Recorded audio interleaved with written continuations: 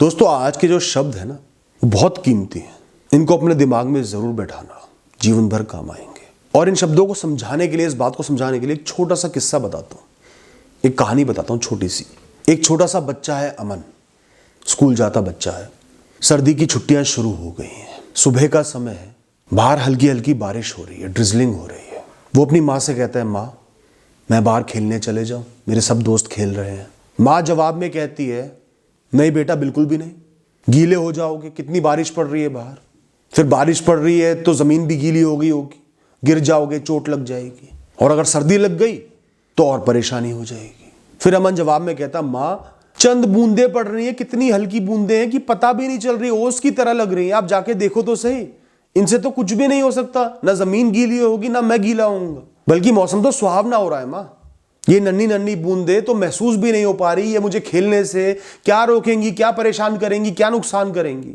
माँ ने जवाब में कहा, बेटा बारिश तो बारिश ही होती है ना, कम हो चाहे ज्यादा हो। बारिश मतलब पानी, पानी की असंख्य बूंदे, और सर्दी में बारिश का मतलब तुम्हारा नुकसान। अमन ने माँ का हाथ पकड़ा और उनको खींचकर बाहर ले गया। नाम की भी बारिश नहीं थी, इतनी नन्ही बूंदे थी कि पता भी नहीं चल रही थी कि बूंदे आ भी रही हैं। फिर अमन अपनी माँ से कहता, देख लिया माँ, अब तसल्ली हो गई आपकी, अब मैं खेल सकता हूं। अमन की माँ जोर जोर से हंसी और उससे बोली, तुम ठीक कह रहे हो बेटा, पर कल जब मैं यही बात तुम्हें समझाना चाह रही थी तो तुम समझ ही नहीं रहे थे। अब हुआ क्या था, छुट्टियों से पहले वाले आखिरी दिन अमन के साथ स्कूल में कुछ बुरी घटनाएं हुई। कक्षा में उसका पैर फिसल गया, वो गिर गया और पूरी कक्षा हंसी उस पर। वो थोड़ा बोलने में कमजोर था, क्लास में पोएम रेसिटेशन चल रही थी, उसको कविता गानी थी, वो बीच में अटक गया, सही तरीके से शब्दों का उच्चारण नहीं कर पाया, तब भी उसका मजाक उड़ा। और हमेशा इन बातों पर उसका मजाक उड़ता था जब भी उसे कुछ बोलने के लिए कक्षा में कहा जाता था। अमन पढ़ाई में थोड़ा सा कमजोर था और अक्सर उसको शिक्षक टोक दिया करते थे कि अमन तो कमजोर बच्चा है, साइंस अमन को समझ में नहीं आती। इन्हीं सब बातों को मिला के अमन के मन पर एक गहरा और नकारात्मक प्रभाव पड़ गया था कि वो स्कूल जाना ही नहीं चाहता था, खासकर जब वो गिरा और सबने मजाक उड़ाया। तो छुट्टियों से पहले आखिरी दिन वापस आकर उसने अपनी माँ से रोते हुए बोला कि अब मैं स्कूल नहीं जाना चाहता, या तो मेरा स्कूल बंद करा दो या मेरा स्कूल पलट दो। और माँ ने जब उसे समझाने की कोशिश करी कि ये छोटी छोटी बातें हैं, सबके साथ होती हैं, इनसे तुम्हारे जीवन पर कोई बहुत बड़ा फर्क नहीं पड़ रहा, तो अमन ने उनकी बात सुनी ही नहीं, नाराज और हो गया। तो आज माँ ने जानकर ये खेल उसके साथ खेला, और अब वो अमन से बोली कि कल जब मैं तुम्हें यही बात समझा रही थी तो तुमने नहीं समझा।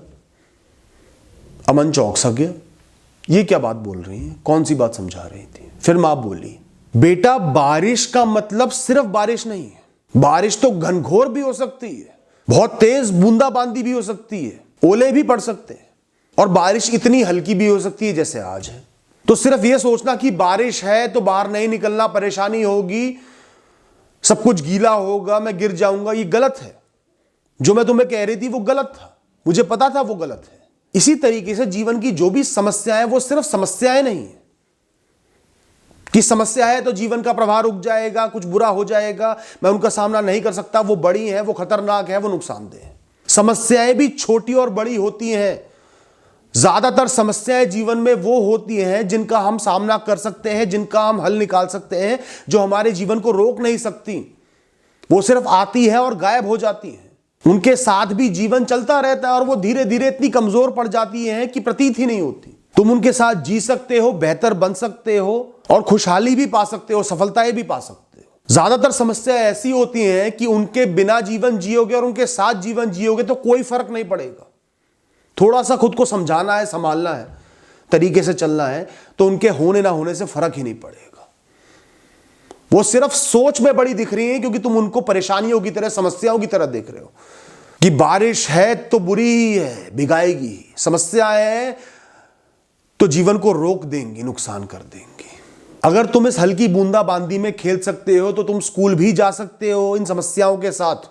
जब इस हल्की बूंदाबांदी में तुम्हारे अंदर आत्मविश्वास भरा हुआ है कि मैं खेल सकता हूं, मेरे साथ कुछ बुरा नहीं होगा, तो ये जो छोटी छोटी समस्याएं कक्षा में आ रही है, स्कूल में आ रही है, इनके साथ भी आत्मविश्वास रखो कि मेरा कुछ नहीं बिगड़ सकता, मैं स्कूल जाऊंगा, पढ़ूंगा, बेहतर बनूंगा। जीवन के हर पहलू के लिए अपने अंदर इच्छा शक्ति लाओ, भरोसा लाओ कि मैं सबका सामना कर लूंगा। तुम्हारी इच्छा हमेशा आगे बढ़ने की होनी चाहिए, हल निकालने की होनी चाहिए, बेहतर बनने की होनी चाहिए। ना कि हार मानने की, गिव अप करने की, क्विट करने की।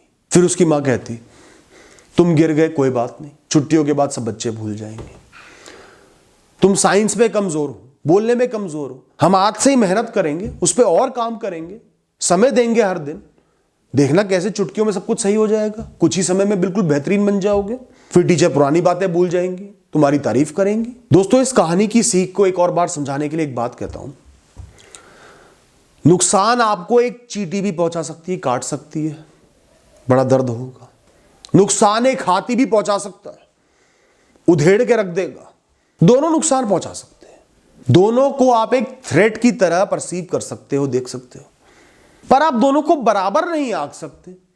एक मैदान में हजारों चींटियां भी होंगी तो भी आप चलने से डरोगे नहीं, थोड़ा सा संभल कर चलोगे पर डरोगे नहीं। पर एक मैदान में एक हाथी खड़ा होगा, जंगली हाथी, छुपते फिरोगे। तो अगर आप दोनों को सिर्फ देख रहे हो ये थ्रेट है और बराबर समझ रहे हो, चींटियों से भी उतना ही डर रहे हो, तो क्या जीवन जी पाओगे? तो क्या आप सही हो? तो क्या आप समझदार हो? नहीं हो ना। और हम यही कर रहे हैं। कोई भी परेशानी आती है, समस्या आती है, इशू आता है, देखते हैं इशू आ गया, परेशानी आ गई, जीवन रुक गया, मैं आगे नहीं बढ़ सकता, बुरा हो गया, खत्म हो गया। वो चींटियां हजारों की संख्या में भी होंगी तो भी तुम्हारा कुछ नहीं बिगाड़ सकती, जीवन के प्रवाह को नहीं रोक सकती। जीवन चलता रहेगा उनके साथ। ये रूटीन प्रॉब्लम्स हैं, जीवन भर रहेंगी, बदलती रहेंगी, सही होती रहेंगी। इनसे इतना मत घबराओ। Don't treat donkeys and horses as the same. गधे घोड़े को एक मत समझो दोस्तों। तो जब भी जीवन में, रूटीन में, हर दिन में छोटी छोटी समस्याएं, इश्यूज आती है, एक प्रोजेक्ट सही से नहीं हो पाया, एक विषय में गलती हो गई, डांट पड़ गई, एक चीज में तुम थोड़ा सा स्लो हो, समझ नहीं पा रहे, एक बार किसी ने मजाक उड़ा दिया, बहुत सारी छोटी समस्या सबके दिन में आएंगी। उनको थ्रेट की तरह मत देखो, दिनचर्या के हिस्से की तरह देखो, छोटा ही जानो। रहेंगी ऐसी चीजें जीवन में, ऐसे इश्यूज आते जाते रहेंगे, इतने अहम नहीं है, जीवन को रोक नहीं रहे हैं। मुझे आगे बढ़ना, इन पर ध्यान ही नहीं देना, फंसना नहीं है उनमें। और मैं कहता हूं आपके सामने एक बड़ा विशाल हाथी आ भी गया तो भी क्या आपका जीवन रुक जाएगा?